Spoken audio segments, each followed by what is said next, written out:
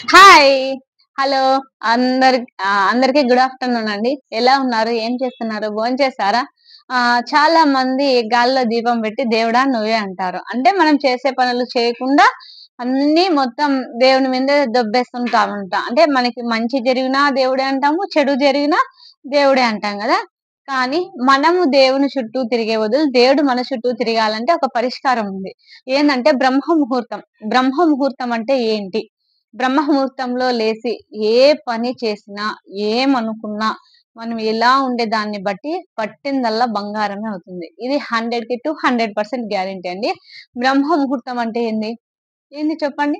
బ్రహ్మ ముహూర్తం అంటే 4:30-5:30 లోపల ఎవరైతే లేసి మొత్తం కసులన్నీ ఊడ్చేసి కడపమాన కడిగేసి ముగ్గు పెడతారో, ముగ్గు పెట్టి స్నానం చేసి దీపం అంటించేయాలన్నమాట. అంటే సూర్యుడు పుట్టక ముందే మనము దీపం అంటియాలి ఇంట్లో.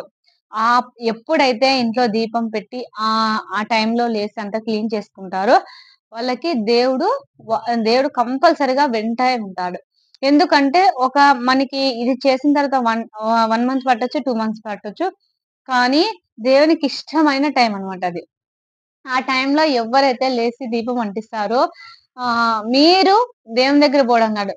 దేవుని దగ్గరికి వెళ్లి అడగాల్సిన అవసరం లే.